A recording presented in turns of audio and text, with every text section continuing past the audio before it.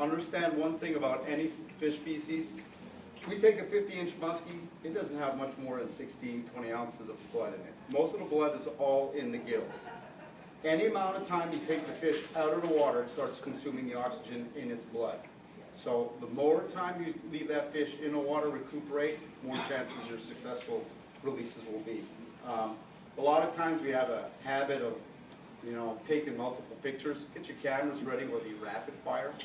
I mean, I think Big Jim will tell you, I have a pretty good rapid fire on my camera and fish don't stay very long. But that's the most important, valuable information that I've learned from tagging saugers, telemetry on walleyes, telemetry on muskies that we did on the Ottawa, tagging muskies.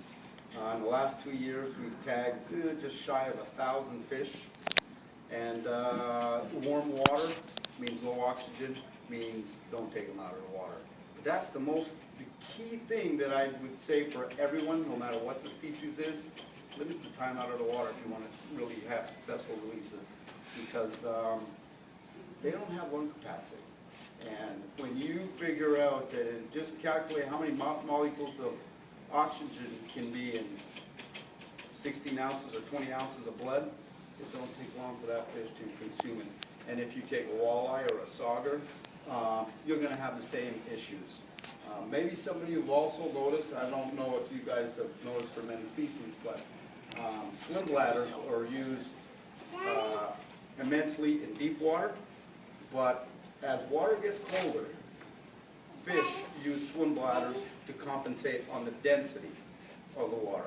As water cools, water gets denser, and those fish use a swim bladder. You'll notice if you're catching walleyes in the fall or muskies, a lot of crabs won't take off or they're having a hard time, even if they're coming out of shallow water. I've caught walleyes and muskies out of shallow water, 9, 10 feet, 15 feet of water in November, and they're not righting themselves. All it is the use of the swim bladder. So that's one thing to keep in mind during cold water periods and deep water. The other important thing about swim bladders is current.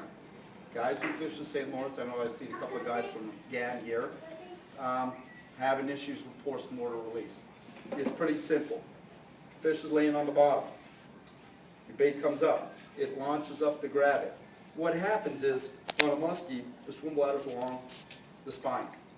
Most fish will have it with all the rest of the body parts, where muskies, swim bladder is really along the spine. And what happens is the back end ends up by collapsing, and you end up with a pocket of air stuck behind the gill plates. The best thing to see when you see a fish that has swim bladder issues or bulge behind the gill plates, leave the fish in the water. Because all you're going to do is prolong your release. Chances are within 72 hours that fish is going to be dead. I haven't experienced it, watched fish die, spent 2 hours with them just to dump them in and send them back to a biologist to do an anatomy. That's been the biggest issue. So when you're dealing with issues of fast current and the fish is coming up from the bottom and your bait's running, 15 or 20 feet, it's coming off from 25 feet or 30 feet down, make sure you keep that fish in the water. One of the vital signs of stress, and this applies to all species, you're not going to see it as much on bass, but you're going to see it on walleyes, you're going to see it on muskies, you're going to see it on pike. Any flanks that turn reddish, pink, immediate signs of stress. Don't take the fish out of the water. Because just because the fish swam away, you have a 72-hour period where that fish post-mortem release takes over. From our tagging studies we've been doing in Montreal, most of our post-mortem releases that we've had, which have been low, the warm water period that we did have, we had high mortality. I lost 4 that year. I think Michael lost 8. Most of them we recuperated within 72 hours. One fish actually swam 12 miles downriver to die 6 days later, and it took off like a bullet. So those are some of the things that you need to keep in mind no matter what the species you're fishing for. Limit and observe any signs of stress. That's the one sign you're going to see, is that the blood actually comes out on the side of it. And it's not blood you're going to see bleeding, but it's rosy flanks. When you see that in any species, it's best just to leave it in the water. I didn't really prepare anything because over time I've noticed that it's a lot easier to have people answer the questions that they may have than given some kind of spiel. I've been fortunate in 25 years I've dealt with every ministry from Ontario to Quebec. I still work with all of them and harmonized Ended up I harmonized Ottawa after I don't know how many years, which didn't make sense. And I worked with Wisconsin and Minnesota and New York and all of them. So I mean, I'm pretty fortunate on the science side of working with a lot of things and learning a lot of things, and I spend my winters reading that stuff. Because beyond catching them and learning how to catch them, it's about learning how to fish and what our impact is down the road.